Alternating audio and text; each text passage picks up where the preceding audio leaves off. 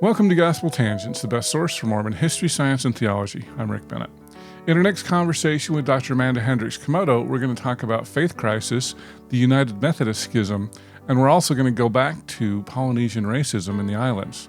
Did you know that Joseph F. Smith killed a cat?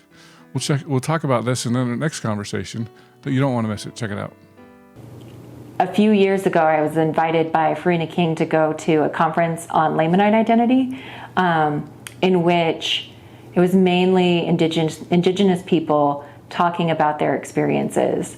In the most awkward moment of the conference for me, Farina asked me to be on a panel to talk about sort of where the field had been and where it was going, and she wanted to they had to do a public part, and they wanted to put the white people in the public part so that if anybody was going to attack the conference, the indigenous people didn't have to deal with it, and we would deal with it. But as part of this, there was a Polynesian man in the audience, and I forget if he was Samoan or Tongan, but he was talking about how painful it had been for the community when their kids lost faith in the church, because he felt as though they were moving away not only from the church, but from the Polynesian community as a whole.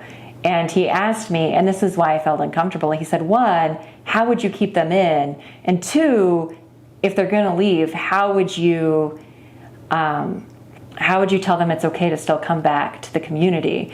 And my response was like, I am a white middle-class girl from Blackfoot. Like, I don't know that it's my space to tell you, like, how to deal with it when your kid has a faith crisis. And I think I said something. Even for white kids in white America, dealing with faith crisis is just hard.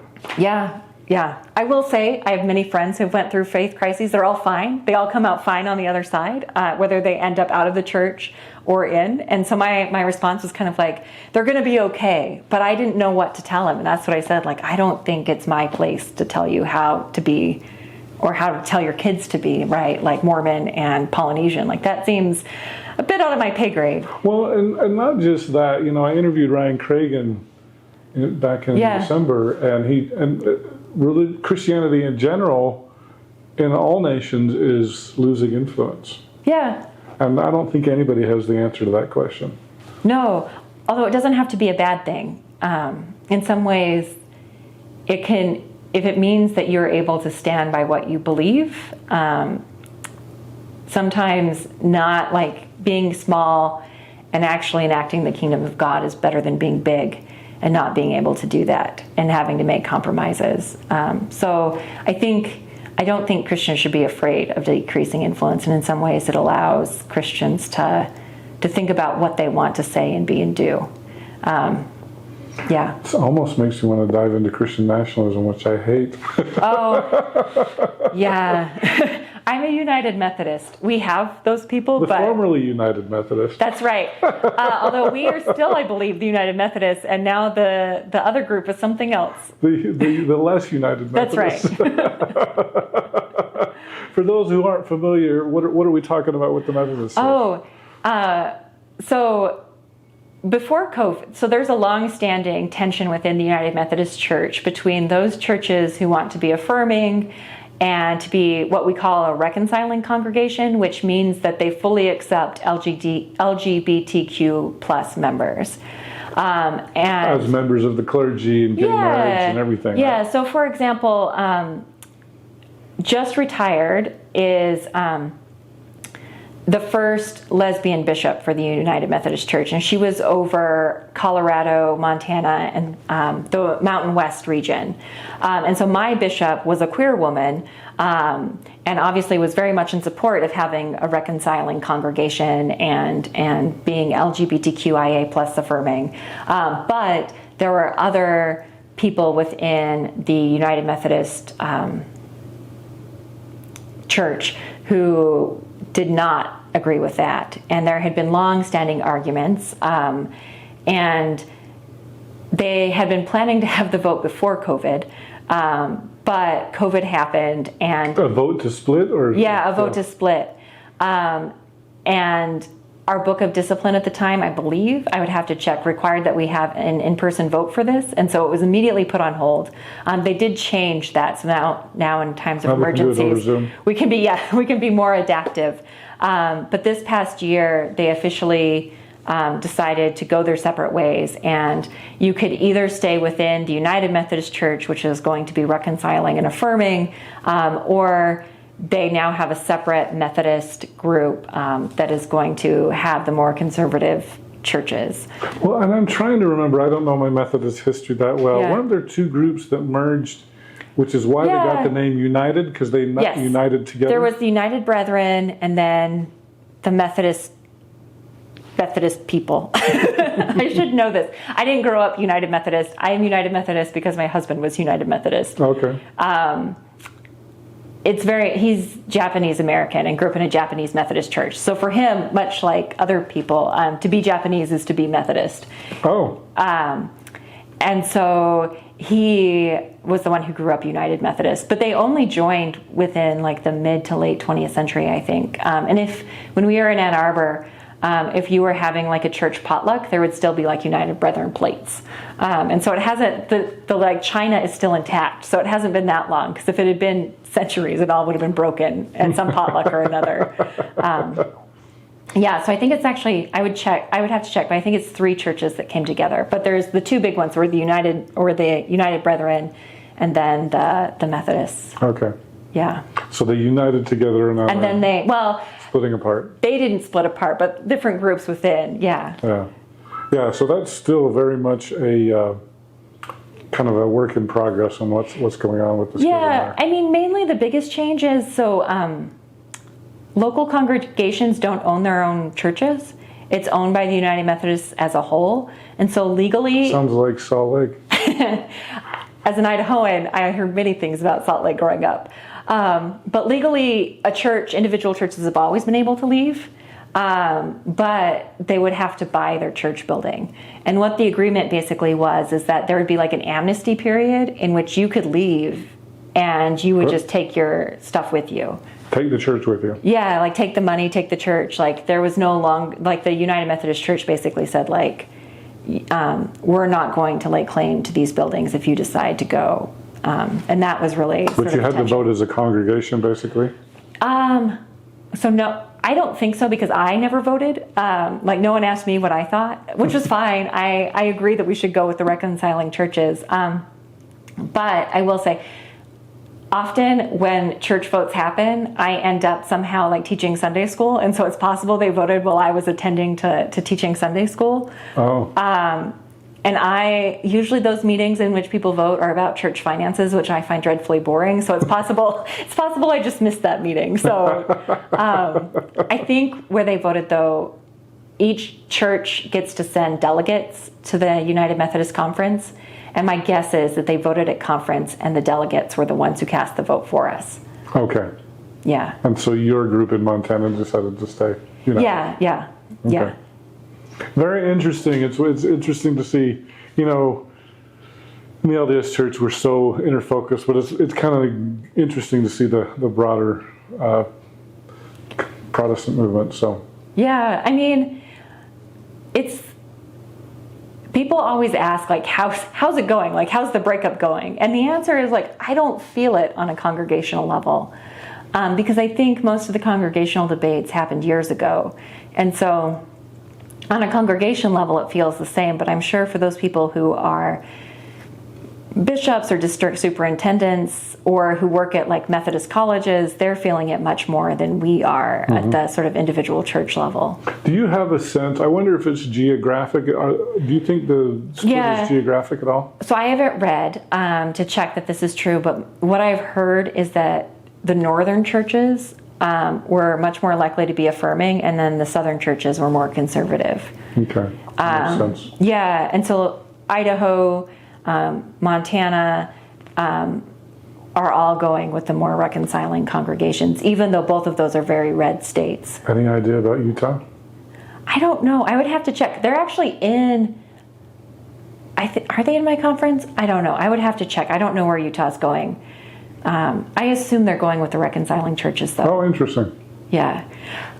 People who join mainline churches in Protestant or in heavily Mormon areas tend to be fairly liberal, because most of the people who are conservative are going to end up at evangelical, non-denominational / really Baptist churches.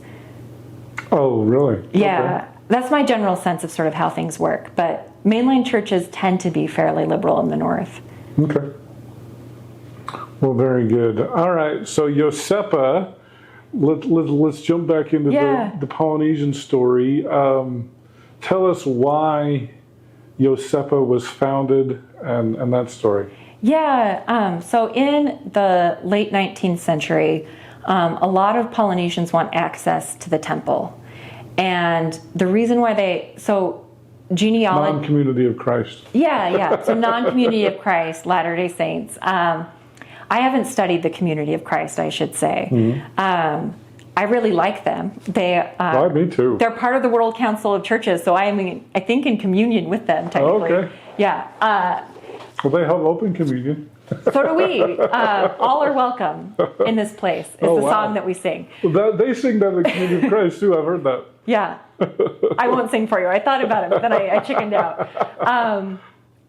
So for the Latter-day Saint, the Polynesian saints in the late 19th century, they want access to the temple. And this isn't surprising because for Polynesians, genealogy is also sacred. And so they want to do the temple work for the dead. They want to bind their families together. Not surprisingly, it's a really long trip from Polynesia, whether we're talking about Tahiti and Tubuai or Hawaii or Samoa, to the United States in the 19th century. Even on an airplane. I know. It takes hours. And so... Instead of a week. There's a desire to gather with the saints. There's actually talk that Santa Barbara, that general area, might be a good place for Polynesians to gather initially. Some white missionaries who have married French Polynesian women bring them back with them.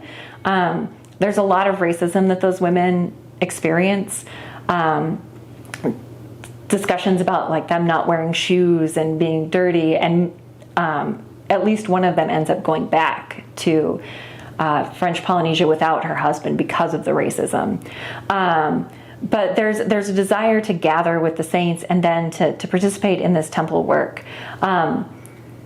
There's a fear of leprosy that Native Hawaiians might have leprosy among white people in Salt Lake. And it's comes out of racism, this idea that Native Hawaiians and Polynesians aren't clean, that they're disease-ridden, and therefore they shouldn't be living within Salt Lake proper. There's a Hawaiian island called Molokai. I know, yes. I've never been there, but I have. Yeah, it's really small. There's a person in my congregation from Molokai.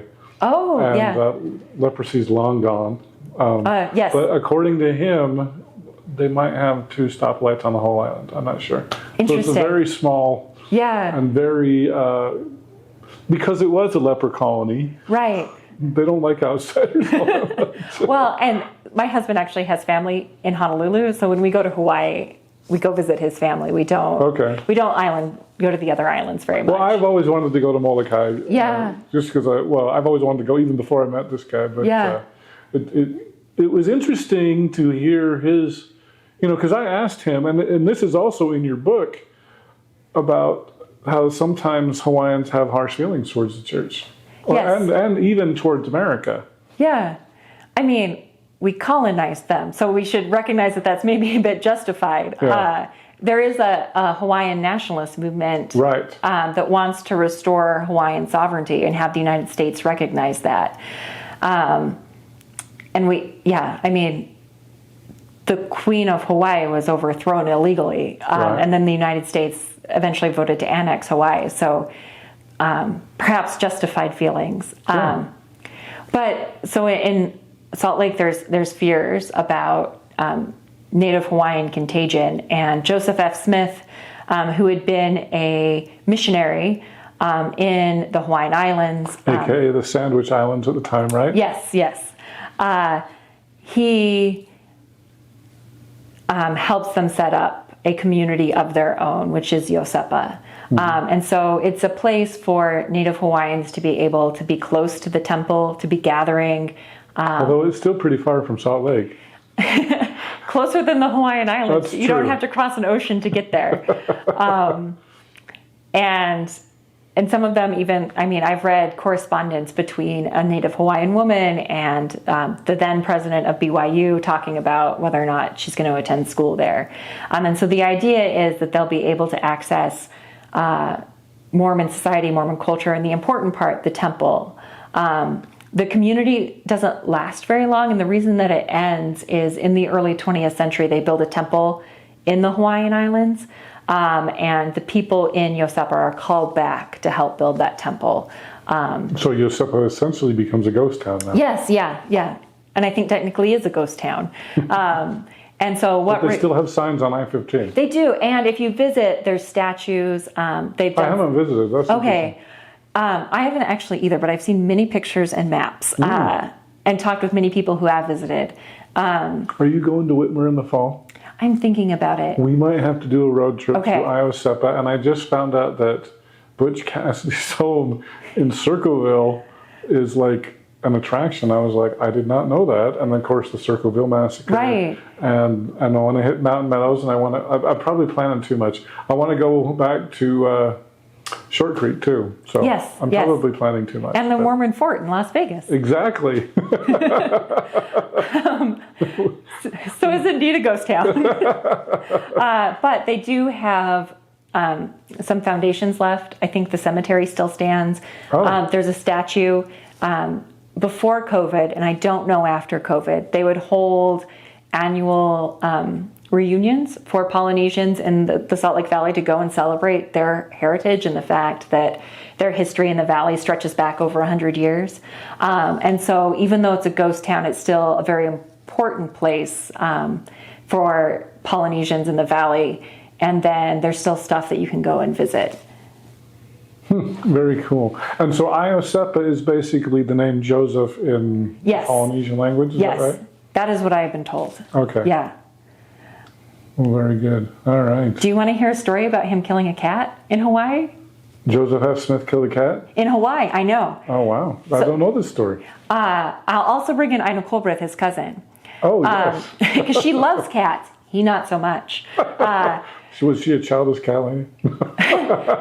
She was a cat lady with, I'll tell, children. yes, sort of. So when Joseph F. Smith, and I am summarizing, I am not reading from script, so nobody send an email saying that I got one small detail wrong, because I'm doing this off the top of my head.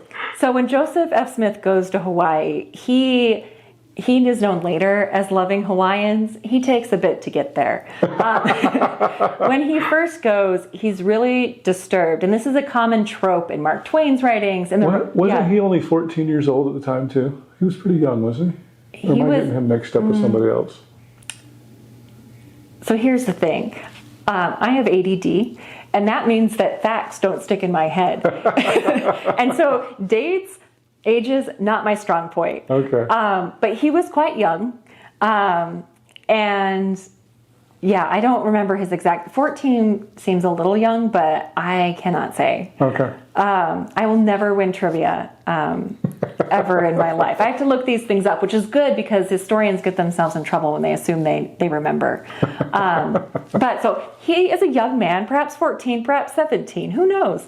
And he is disgusted by the animals in Native Hawaiian homes, which Mark Twain complains about this. A lot of people going to Hawaii complain about this. It's a trope of the 19th century. Do they have chickens running around? He particularly describes dogs drooling in poi. I assume that there are chickens running around, according to his Because description. there are in Kauai now still. Yeah.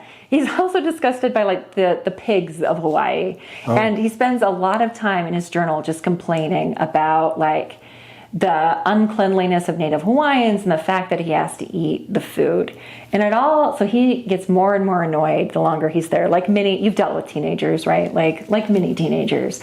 And one night there's a cat that is making a lot of noise. Oh. And he decides he's going to do something about it. If anyone here doesn't do well with animal cruelty. You might want to skip forward like a minute. So he takes a rock and several rocks, and he keeps throwing it at this poor cat. So they hold a fake trial first. They pronounce it guilty of being annoying. And then he starts throwing rocks at it until one of them decapitates the cat. Oh my. And he writes about this with great glee in his journal. Like, he is so proud of himself. And that is his Hawaiian cat story. Wow, that's a terrible story. I know. So his cousin Ina is a great lover of cats. She had one child that passed away as a toddler infant. We're not quite sure. But she adopted her two sisters' kids after her sister passed and raised them. And then a California poet abandoned one of his children, a native girl that he had, that his native wife had given birth to. And he leaves her for Ina to raise for a while. So like Kamala Harris, Ina has no children of her own, but she raises children. And if that counts as being a childless cat lady, I guess. But she loves cats and is famous for having like a white Angora cat named Popcorn that she is photographed with by Ansel Adams. Oh, wow. I know. So she loves cats. I've been to her papers at the Oakland Public Library, and they have the genealogy of one of her cats. Wow. So Joseph F. Smith hates cats. His cousin Ina loves cats. But we were talking about Joseph in Hawaii. That's right. And yeah, so he eventually he does not completely overcome his racism. He becomes less racist, perhaps, is how we could put it. And he ends up helping the native Hawaiians to found this town and acts as sort of like a go-between between them and the leadership in Salt Lake, and visits them and makes sure that things are going okay. Very good. I hope you enjoyed our conversation with Dr. Amanda Hendrix-Komoto. She's the author of Imperial Zions. Sign up today to gospeltangents.com/contest, and you could win this free autographed copy. In our next conversation, we're going to move to the topic of Native American racism. I am a historian of family and sexuality, and so I'm always interested in how Mormons both become the subjects of attempts to reform their sexuality, but they are also at the same time trying to reform Shoshone families and to cause them to act more like white Latter-day Saints. Thanks for listening, and I hope you continue to enjoy Gospel Tangents. Consider becoming a Patreon or go to gospeltangents.com/shop, and you can get a cool tie, a hat, or even a nice mug. You can also get a sweatshirt, so check it out at gospeltangents.com/shop.